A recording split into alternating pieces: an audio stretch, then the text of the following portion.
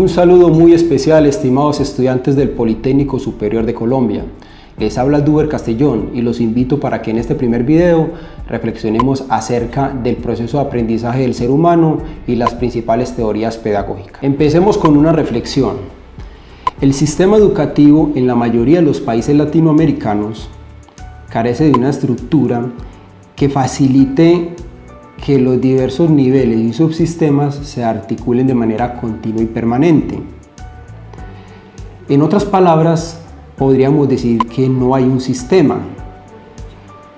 Ejemplo, en algunos de nuestros países manejamos un tipo de clasificación o unos niveles, si así se podría llamar, de la educación, en la cual se toma al individuo de acuerdo a su edad en unas fases formativas. Algunos países lo denominan en su primera fase la educación de la primera infancia, que normalmente corresponde a los individuos que oscilan en una edad de 0 a 6 años, y posteriormente estos individuos pasan a otra fase u otro nivel del sistema educativo, que es la educación primaria. Una vez terminan este ciclo de la formación primaria, pasan a un siguiente nivel, que es el nivel de la educación secundaria. Desarrollan otro tipo de competencias acordes a su edad y posteriormente llegan a otro nivel, que es el de la educación terciaria. En la educación terciaria, más conocida como la educación universitaria, que es el objeto de estudio de este diplomado, retomamos y, en otras palabras, si lo podemos llamar así, heredamos todos esos conocimientos, todas esas habilidades, esas destrezas, esas competencias que han asimilado los individuos durante su etapa formativa. Y a partir de esas competencias inicia nuestra labor como docentes universitarios. El mensaje más importante de esta reflexión tiene que ver con la heterogeneidad de los estudiantes que vamos a tener en las aulas de nuestras universidades, teniendo en cuenta de que, como lo había mencionado antes, los sistemas educativos están desarticulados. Cada institución educativa tiene un modelo pedagógico orientado a unos fines específicos de acuerdo a ese modelo. Y por eso es que los niveles de aprendizaje, las competencias o los logros, como se deseen denominar, son diferentes en cada uno de nuestros estudiantes. El reto de nosotros como docentes universitarios es, primero que todo, identificar esos modelos pedagógicos más reconocidos en las instituciones educativas y cuáles de ellos podrían ser aplicados en la formación universitaria.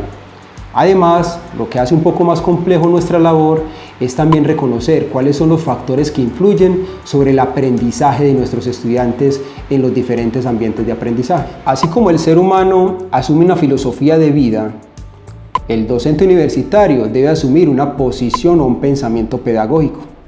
Ejemplo, si el docente se fundamenta en el modelo de la pedagogía tradicional, la planeación de sus actividades académicas van a estar fundamentadas en una estrategia metodológica denominada clase magistral, donde se espera que en la hora de la ejecución los estudiantes permanezcan sentados durante 1 o 2 horas escuchando al docente hablar acerca de algunos conceptos o fundamentos.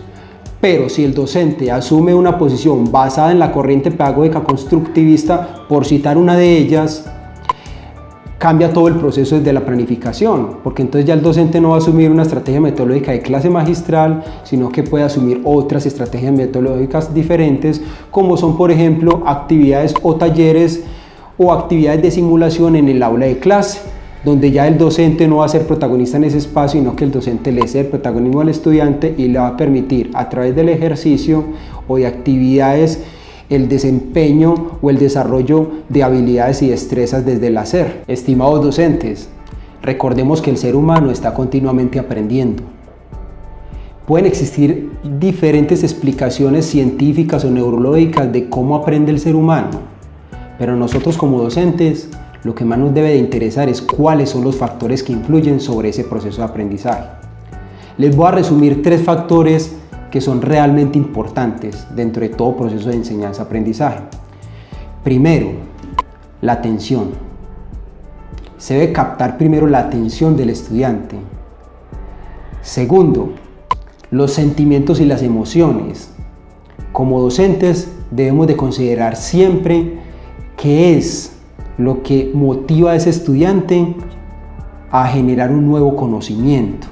¿Cuáles son esas emociones o esos hilos sentimentales que lo llevan para que se encuentren en ese espacio de aprendizaje con nosotros como orientadores de ese proceso?